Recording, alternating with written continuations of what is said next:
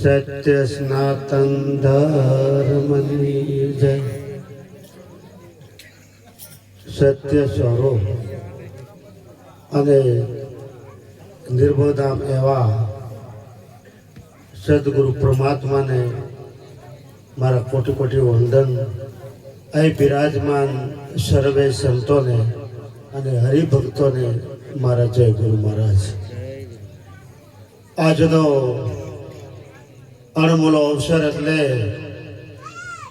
વિછ્યા મુકામે રાવજીરામ મહારાજની નિર્વાણ તિથિનો અવસર। ધન્ય છે ટીનાભાઈ અને એમના પરિવારને, જેમનું સાનિધ્ય છે એવા સદગુરુ ગોરધનદાસ મહારાજને પણ કોટી કોટી વંદન। અહીં જે અધિકારી સંતો બિરાજમાન છે એને પણ ધન્ય છે। આજનો અણમોલો અવસર કે જેને જીવનમાં પરમાર્થ જ કર્યું હોય એની પાસે આવો નિર્વાણ દિવસ ઉજવાતો હોય। સ્વાર્થના માટે તો આખી દુનિયા જીવે છે,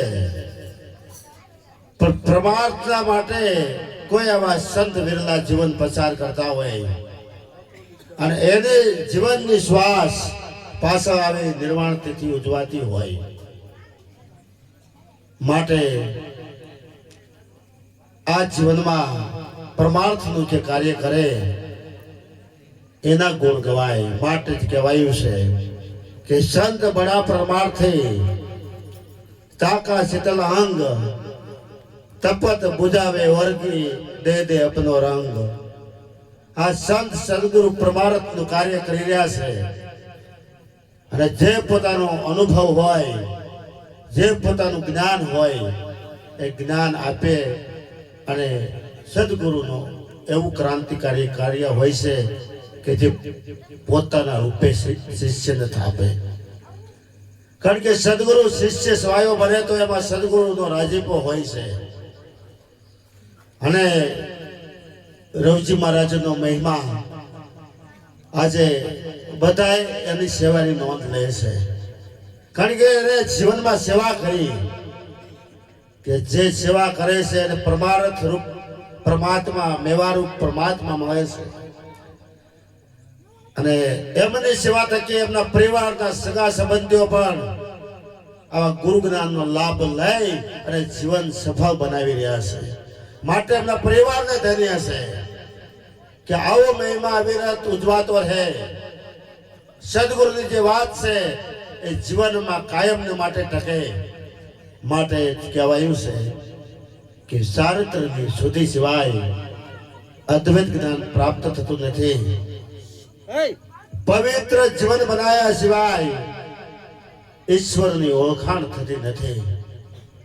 ચારિત્ર્યની શુદ્ધિ કોને કહેવાય? કે શું નિત નાવું એને ચારિત્ર્યની શુદ્ધિ કહેવાય? આ તનને ચોખ્ખું કરનારા તો ખણાય મળે છે, પણ મનને ચોખ્ખું કરનારા અને મનને સમજાવનારા તો કોક કોક હોય છે। અને એ જ લાવ જ આપણને મળ્યો છે, એ અવસર આજે આપણને મળશે। માટે જ કહેવાયું છે કે ભાગ્ય બળો રે જે કર સંત પધાર્યા। આજ આપણું ભાગ્ય લાગ્યું છે અને સંત સદગુરુએ આપણા ઉપર કૃપા કરી છે અને એથી કરીને આપણું ચારિત્ર્ય શુદ્ધ બન્યું છે।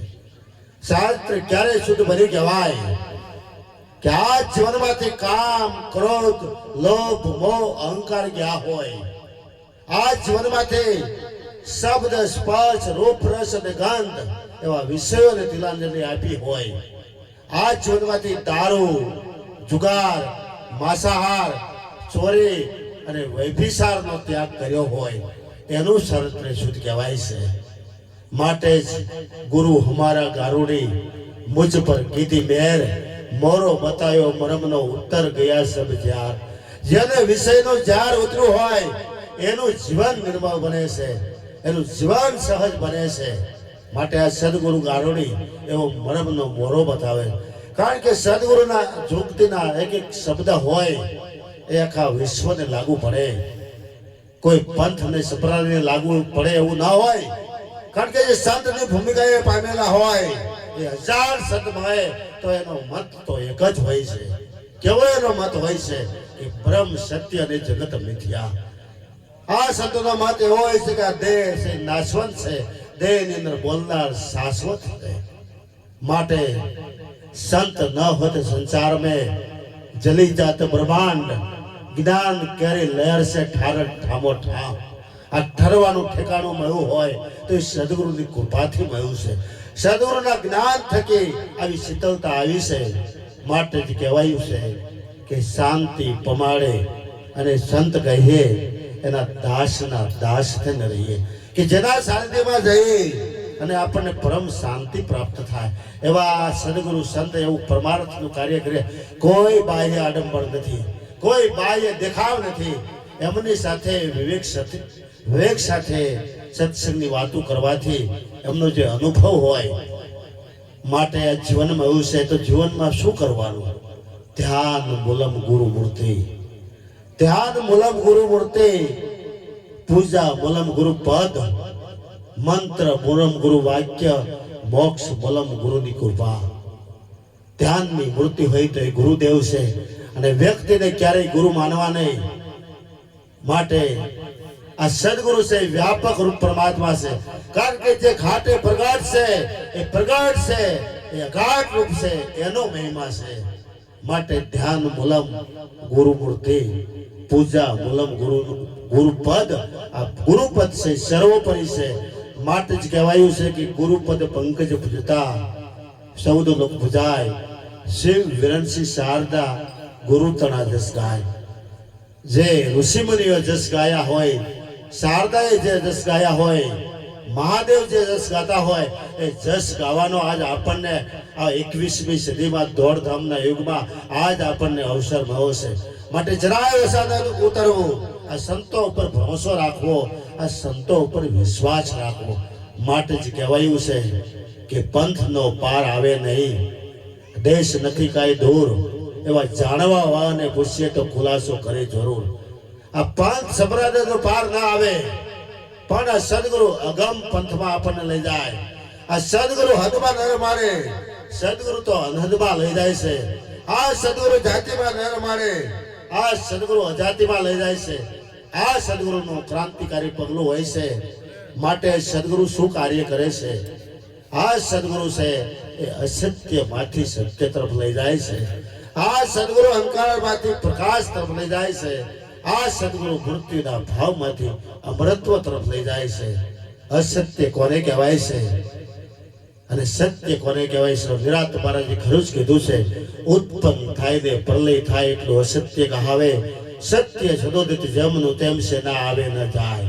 આ દેહ આવે અને જાય, પણ દેહની અંદર જે વિદેહી તત્વ જે બોલનાર છે એ આવતું નથી, જતું નથી. આ આંખ ક્યારેય નીકળતી નથી, આ કાન ક્યારેય સાંભળતા નથી, પણ આંખની પાછળ એ જોનારો બેઠો છે, કાનની અંદર એ સુણનારો બેઠો છે. માટે આ દેહની અંદર એવું ચેતન તત્વ છે. કારણ કે પાવર એક હોય એથી અનેક અંતર હાલે.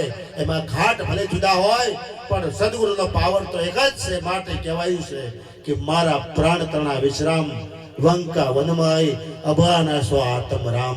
આ આત્મ રામની વાત છે.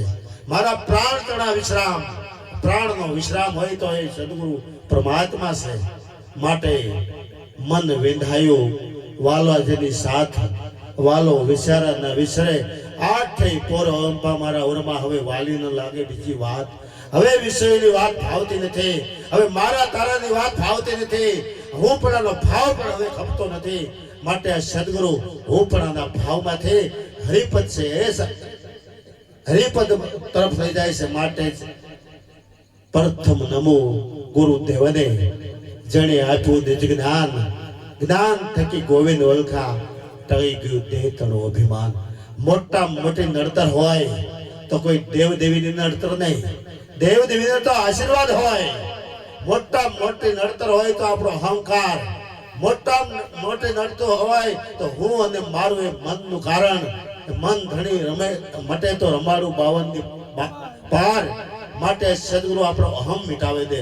સદગુરુ મહારાજ જ્યારે જુગતીનો એક એક શબ્દ રસે અને જ્યારે તન મન ધન આપણે સદગુરુના ચરણે અર્પણ કરીએ ત્યારે સદગુરુ એવી યુક્તિ આપે છે કે આ તન મન ધન દેવાઓ અંદર છે કે બહાર.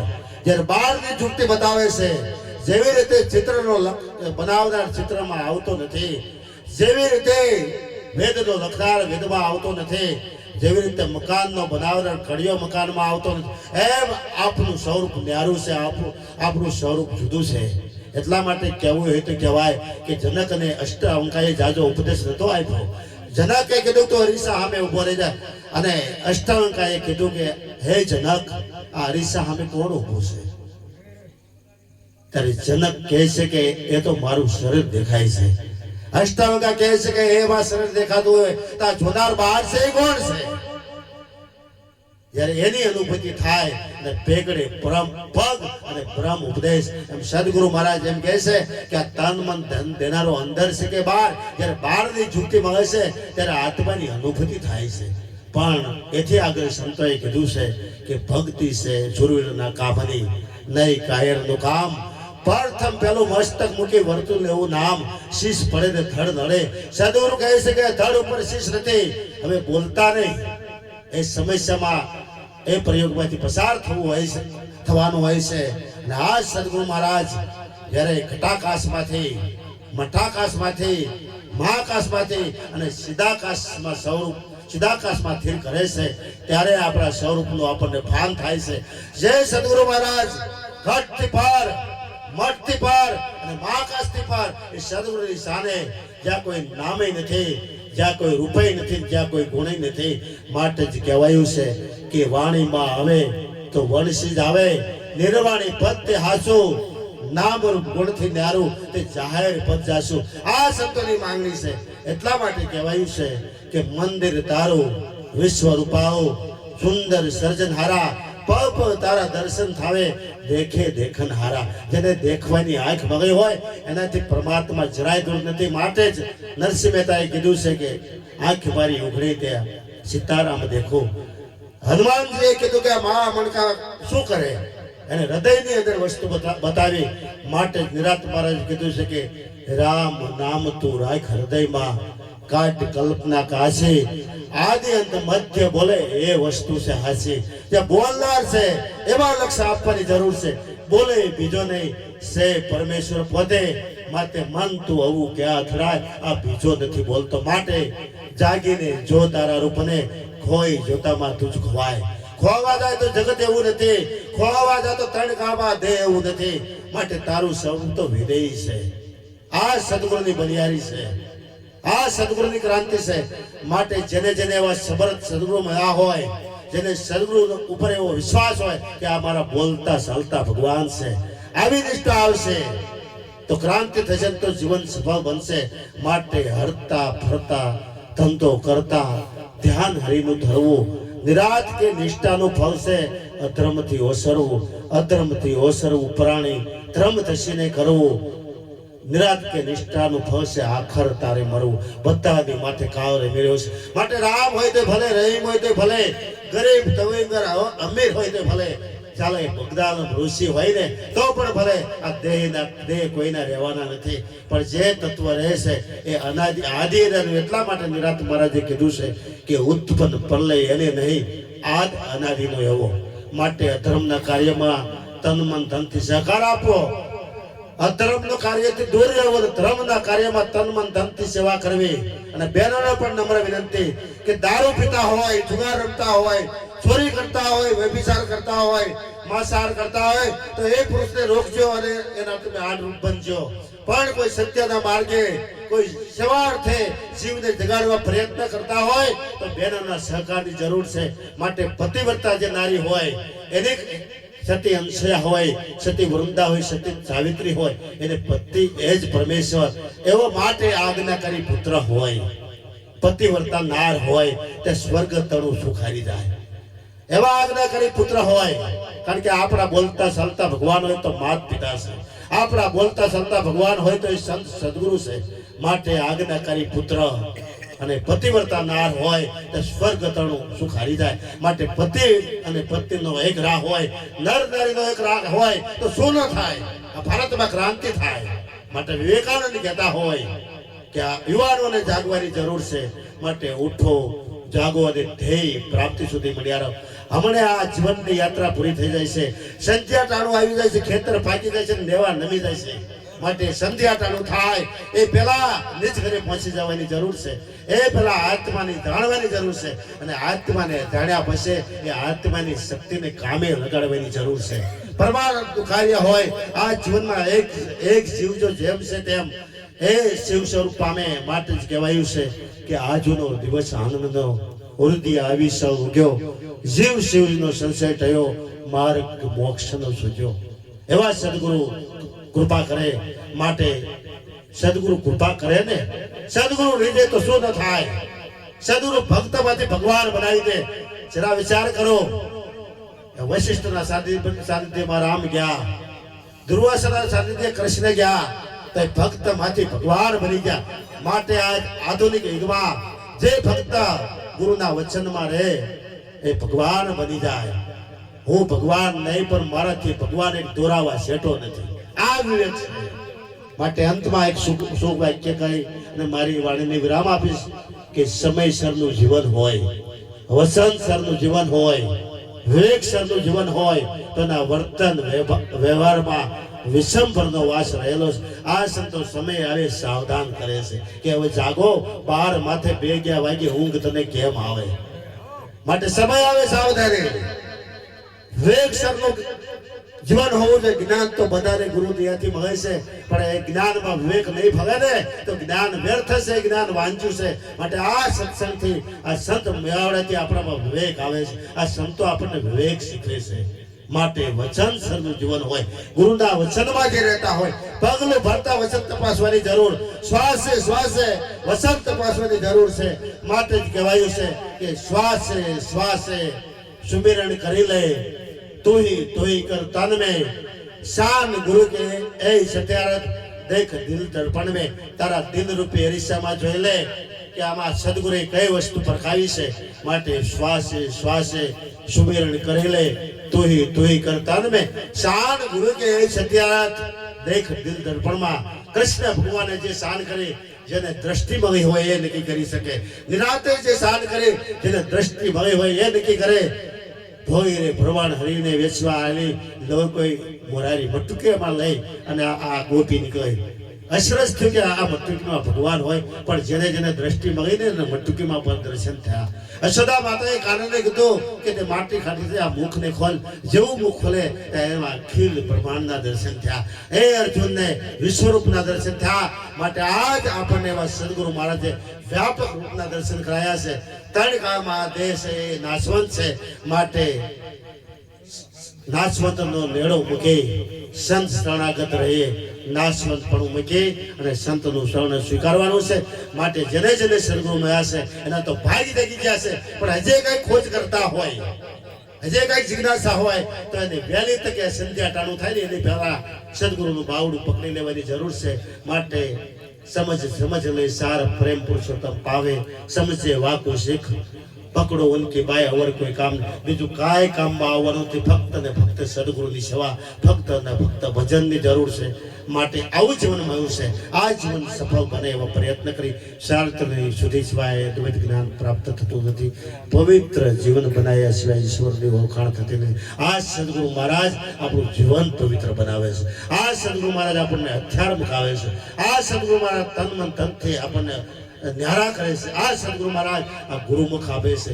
માટે આ નિર્ણય બીજું નિરખવું નહીં, આ મુખે બીજું બોલવું નહીં, અને આ કાને બીજું સાંભળવું નહીં. માટે સદગુરુનું જ્ઞાન જેમ છે તેમ જોવું, જેમ છે તેમ જાણવું, જેમ છે તેમ વિચાર કરવો, અને જેમ છે તેમ બોલવામાં મજા છે. જેમ તેમ બોલવામાં મજા નથી, જેમ સદગુરુએ જે વાત સમજે એમ બોલવામાં મજા છે. માટે વાણી ઉપર વિવેક રાખવાની જરૂર. માટે એ બિરાજમાન એવા દિવ્યાત્માની સંતવાણી અને સત્સંગનો જે ભરપૂર આનંદ આપણે આનંદ લેવાનો છે. આનંદ ઘડી એ તે ભજવા હરી, થોડામાં ઘણું માની અને આપણું જીવન સ્વભાવ બને એવા પ્રયત્ન કરી. બોલો સદગુરુ મહારાજ.